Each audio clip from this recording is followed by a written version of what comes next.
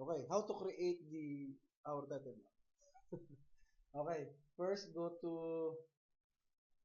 uh, letter big R or R Revit application.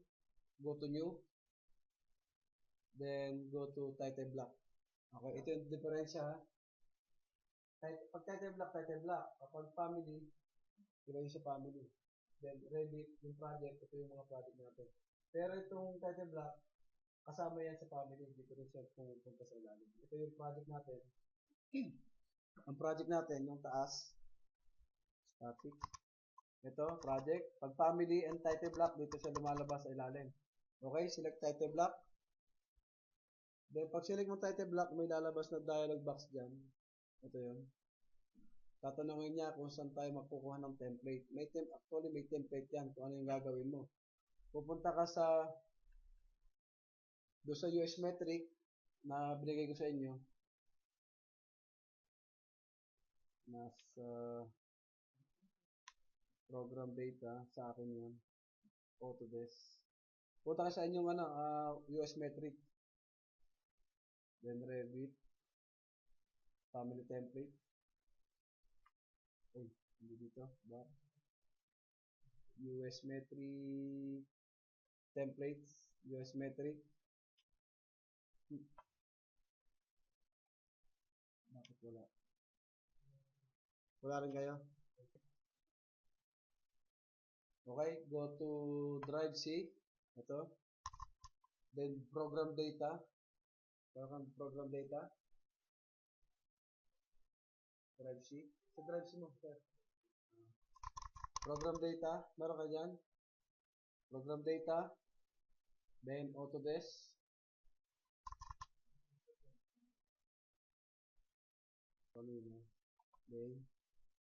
Then go to Revit 2014. Then family template. Then English. Ito yung title block. Okay, pag A1 size ang gagamitin natin, A1 size ang gagamitin natin. Makikita natin dito, pag kinlik nyo, ito yung preview, ito yung edge mismo ng papel. Ito talaga papel, yung size ng papel. Okay, wala pa dyan ng border. Ito yung papel. Ito yung papel. Ito yung papel. Wala pa dyan ng border. Size pa lang ito ng A1. Okay, pag open, yan, ito na yung papel. Pag sinum natin, yan yung size ng papel. Ito, pamula rito, hanggang doon, hanggang dito. Ito yung 841 hanggang dito. Dito naman, 594. Makikita natin dito, yung mga menu niya, menu tab, ay 5 na lang. Hindi katulad sa project na mas marami. Okay? Pag gusto mo siyang i-distance, kung tama yung 841 na sinasabi ko, pupunta ka sa modify. Ito yung distance. So, measure between two reference. Click here. Click mo rito hanggang doon, 841. Pamula naman dito, 594. Yan ang tamang size ng A1. Okay, ngayon, ayan ang size ng papel. Kailangan natin mag-create ng border. Border ng title block. Okay? Yung title block natin, may border yan eh. Diba? Ngayon, pupunta ka sa create. Sunod-sunod lang, create. Okay? Ito yung line. Ito yung line. Create. Pagkapindot ng create, ito yung line. Select lang natin dito. Ito ulit yung draw. Katulad ng kanina sa drafting view, pares lang. Okay? Then, pwede natin gamitin dito line kapag ganon. Di ba? Kaya lang matagal yun. Ang gagawin natin, rectangle na, mabilisan. Rectangle, select ang rectangle. Okay? Then, under dito, may nakalagay dito title block. Kita nyo? Ito yung object, ito type ng ang ating line. Pwede natin mas makapal, mas manipis. Pwede yun. Pwede natin baguhin yan. Lagyan natin wide. Kasi yung wide kasi, dito yung border, ito yung makapal dapat, di ba? So, title block. Okay? Then, pwede na tayo mag-rectangle dito. Kaya po nag-rectangle tayo dito, tsatsambahin. Huwag natin tsatsambahin ganun.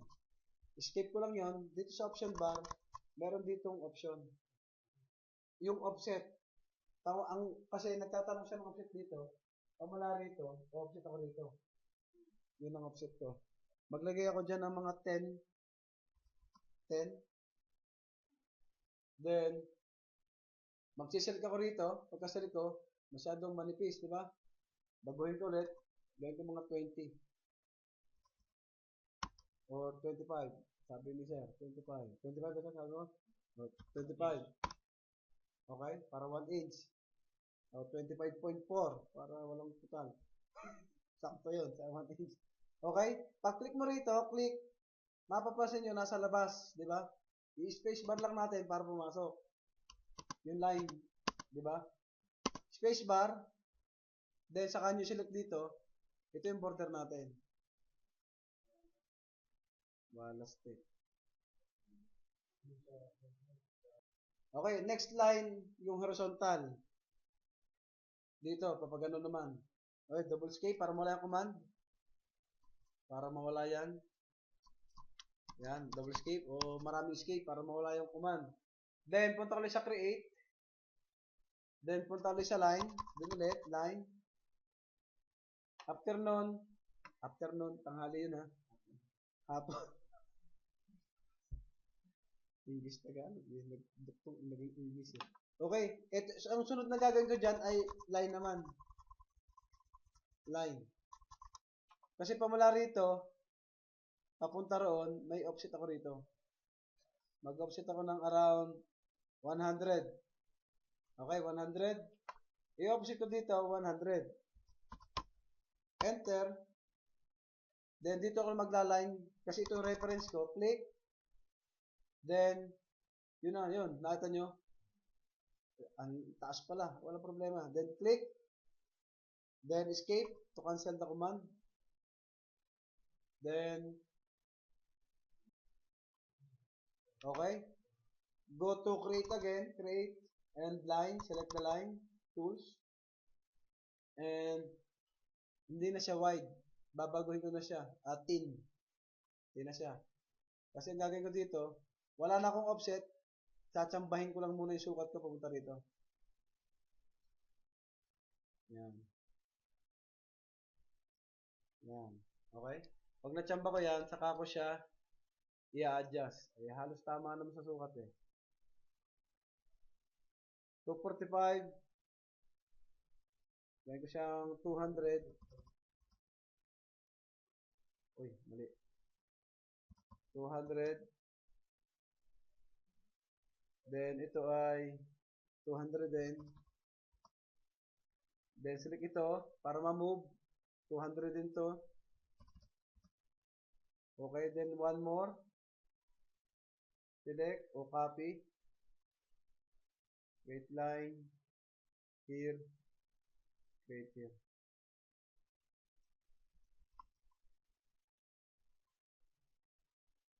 Okay.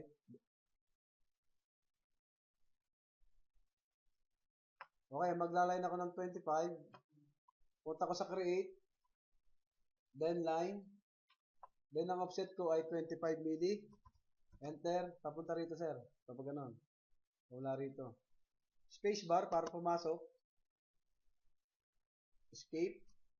Then, space bar. Escape. Isang escape lang para ang command in nandun pa rin.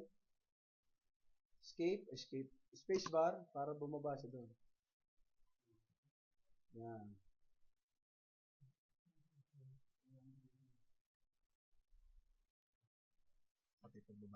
Okay. Select natin to. Okay. Pag na-select natin to, lalabas temporary. Ito gawin natin 100 lang. Yan. Para dito, mas malaki. Okay? Nakuha. Pag natapos natin yung mga lines, ang lalagay natin dyan ay yung mga text natin. Dalawa kasi yung uri ng text dito. Isang level at saka isang normal text. Yung normal text, yung makikita natin, drawn by, checked by, ganon. Yung hindi siya na-edit dun sa project. Then, yung nakalagay naman doon yung mismong drawn by, may pangalan sa ilalim yun na. Yun ang na-edit pag sa project. O kaya, yung sheets, ito yun. Punta ka sa create. Okay, punta ka sa text panel. Text panel. Ito yung level. Ito yung normal text. Okay, tutulong sa inyo. Isusum ko rito. Kapatid, sum dito. Then, normal text muna ang gagawin natin. Ite-text ko rito. Text. Select. Pagka-select, i-type mo na rito. Ilagay lang natin dito ay sheets. Okay? Okay? Pag okay na, pwede natin siyang i-close doon sa taas. Close. Then, pwede natin siyang i-move. Pag nakita mo yung move tools na yun, click lang, i-hold natin, click, hold, ilagay natin sa taas. I-zoom nyo ha, para hindi mahirap mag-move ha. Zoom. O kaya, yung ating up and down na arrow, dapat double escape muna natin. Double escape, then saka select, then yung up and down na arrow. Mag-move din yan. Okay? Ito yung text na hindi nababago. Kung marunong ka sa AutoCAD, yung annotation, yung attributes, di ba yung title block natin sa AutoCAD, may nababago, tsaka may hindi nababago. Pares lang dito. Sheets, tapos dito, lagay natin dito, sheet name, o sheet name lang. Select natin dito, huwag na tayo mag-create ng bago. Then, kukopyahin natin. Ito yung kopya. Sample lang naman yan. Then, copy. Ito yung reference ko. Dadalhin ko dito. Then, paano mag-edit nito? Double click lang. Double click. Then, sheet name. Then, i-close ulit natin doon sa taas. Pagtapos na.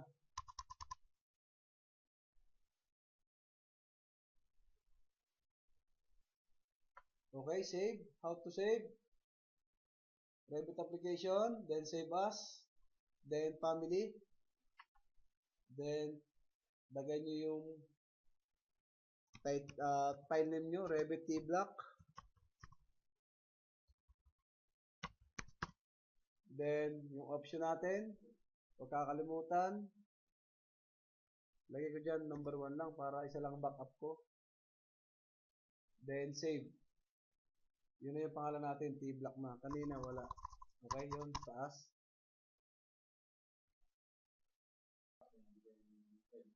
Pag na-block na natin to, hindi na siya ma-edit doon sa project natin. Pero kung gusto mo siyang i-edit, pupunta ko ulit sa family.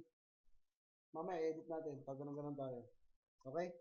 Ngayon, nasunod dyan, yung mga drone by, company logo dito. Kung may company logo. Tapos, yung mga drone by dito, check by, o yung mga PRC number, yun, hindi na na-edit yun. Kasi, default na yun eh. Naka-fix na. Ang mababago lang natin dito, yung sheets, yung drone by, sheet number. Ito, sheet number to ha. Then, sunod natin gagawin, yung create panel, create, tab, then punta tayo sa level. Ano ba yung level? Ang level, ito yung nababago pagdating sa project. Yung kanina, di ba, A101, binago natin. Ito yun. Saka yung si animate, yung unnamed. Unnamed yun, nababago yun. Pero ito, hindi ito nababago pagdating doon sa project. Okay? Under dito yun. Tandaan nyo ha. Then yung nababago, ito yung level. Click natin. May lalabas dyan na dialog box. Okay? Bago dumating yung dialog box, select muna natin dito. Select. Kunwari dito muna. Select dito. Kita nyo to? Select first. May lalabas na dialog box dyan. Ito yun. Ano? Sabi natin doon, yun daw ay sheet name. Kaya hanapin natin dito si sheet name. Ito. Okay? Pag nakita natin sa ilalim, add parameter to level. Ito yun. Nakuha nyo? Ito sir, ito. Kulay blue. Parang sa schedule. Paras lang. Ito yun ha. Silikin natin to. Add parameter. Ito yun. Nasundan dyan. Nasundan. Ah, bilis ah. Hindi nga. Nandito na? Meron ka na nito?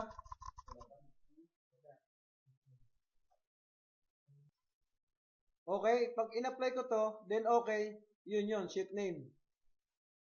Okay? Kung gusto mo siyang mag-double line, sisilikin lang natin dito, click hold, then ilagay lang natin dito. Para ma-maximize niya yung, pag dumating kasi na mahaba, automatic bababa na sa second level. Okay? Then, escape, double escape. Tatas ko lang to ng konti. Yan. Para pag mahaba ang file name mo, bababa. Ngayon, sir, yung,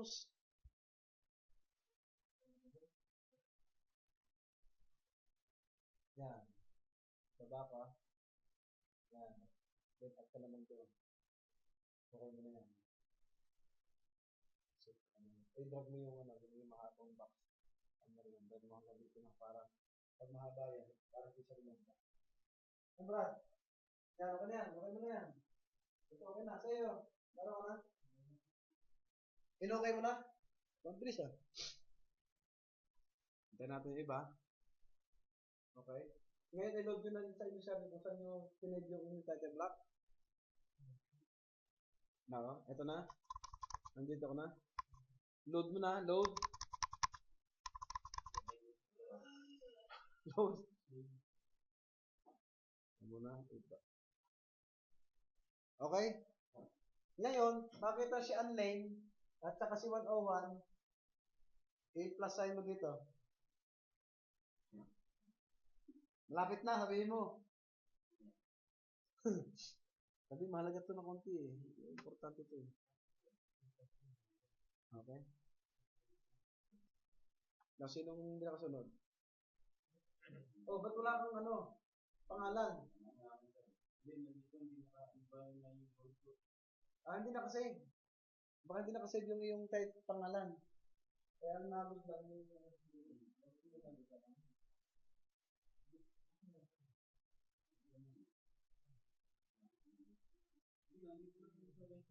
sige, buksan mo lang ready na ito. Yan. Oh, nasa yung title block mo. Punta ka sa yung title block. Yan. Yan, sandali. Oh, saka lang. Nag-save ka na ba doon? Oo. Okay. Ngayon, sir, kung gusto mo siyang balikan yung title block mo, pag nag-static, kumuto mo. Okay? Hawakan ko na para masisira itong laptop ko eh. Meron ka na?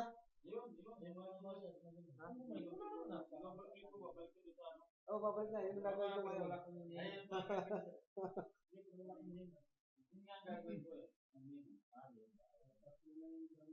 Walang problema kasi malayo yung text niya. Tsaka walang problema yan. Walang problema. Kaya nagtatlo yan. Kasi yung text mo, malapat. Walang problema yan. At least alam mo kung paano ilagay yan. Okay? Ngayon, sir, how to edit. Kunwari, nandito ka na. Paano mo i-edit to? Siligin mo lang yung line, double click, then post. Okay, sarado nyo yan. Ano nangyari sa'yo? Nawala na? Double click. Tumatik, pupunta yan dyan.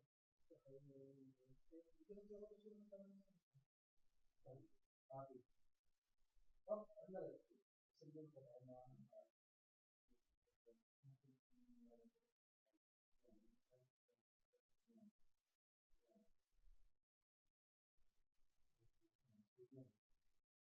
Pag may mga ilo, ba't nagkita lang yan? Silitin mo lang yan. Kasarado lang. Duplicate ka para mabago yung pag-ilo. Lagyan po kung yan.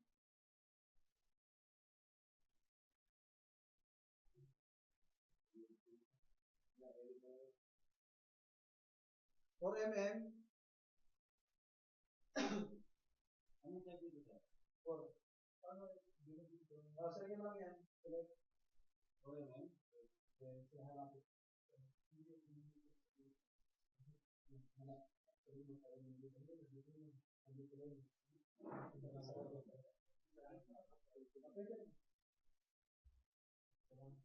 Duplicate, down, bago po.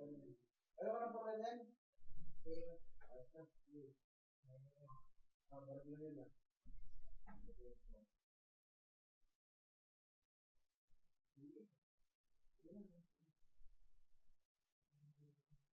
Okay, ayos lang. Sakto lang sa ano dito. Salikin lang yan para mabago sila. Punta sa properties. Yan araw lang yan. Para magwala sila kaya pinakapit parehas. Para lahat ng way, madaanan natin. Skip lang. Skip lang araw lang sa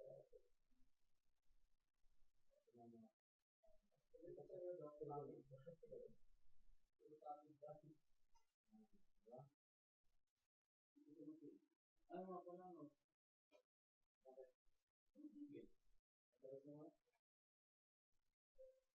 Sabi, bukas ko sa sila, kaya di sa mga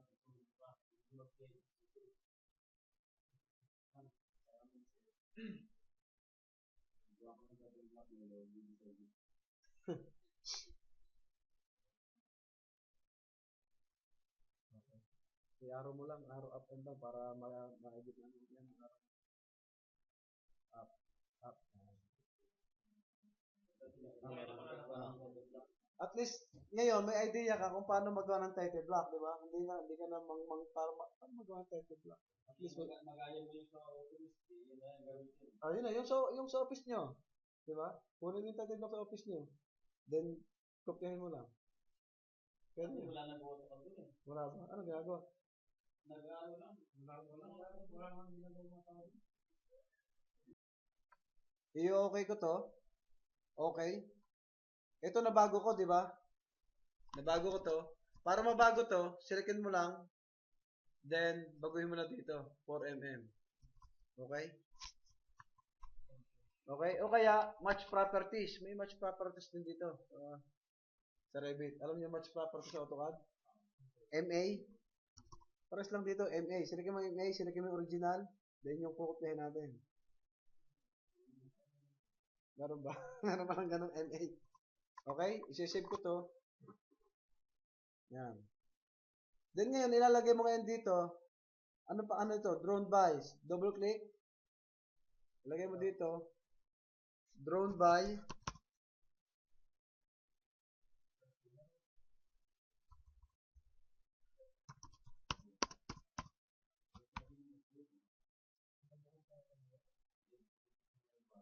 Okay? Then, check by. And approve by. Bisaya to eh. Ha?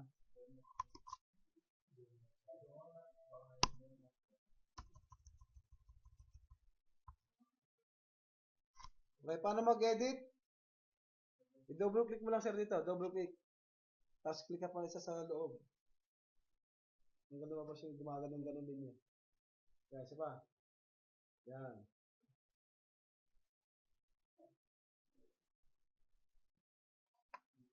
Okay, lagay ko dito. Check by.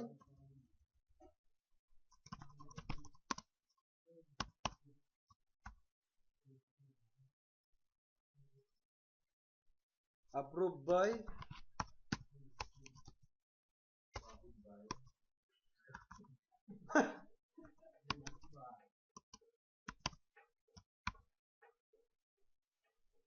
Okay, kukus ko na to. Ano pa isa? Lagay mo, location.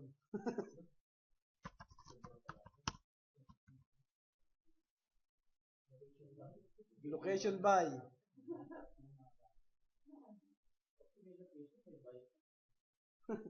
Okay? Okay na to?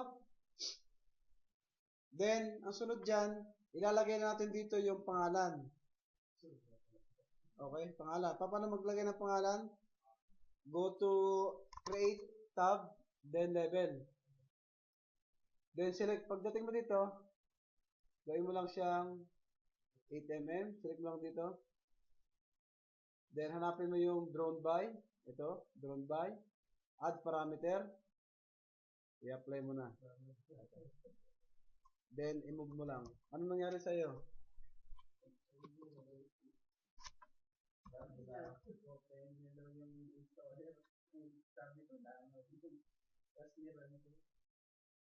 Ayun, dami lang.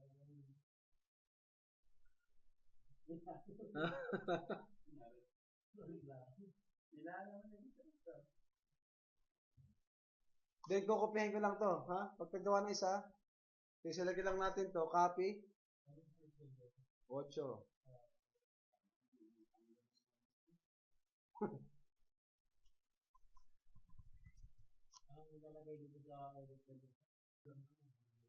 Okay, pagkaselect mo rito, edit level, di ba ito yon drawn by, yung nakikita nyo ditong DWR, ito yon DWR. Pwede lagay nyo na dito, pangalan nyo na agad. Then, okay, para pangalan nyo agad ang makikita doon. Project location, sir. Project address. Sample, wala. Ay, dito, sir. Load, edit. Ito yun. Ay, wala ditong add parameter, sir. Wala.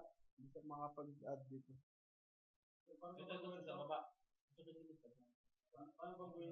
Ito, sir. Pwede dito. Pwede ka. Okay. How to create or insert the image. Okay. Go to insert. Then go to here. Image. Then this is my image. Autodesk image. Just click here or open. Just put here. And lagay natin dito. Okay? Then kung okay na, load into project. Ito yung ating title block. Okay? Then ngayon, I will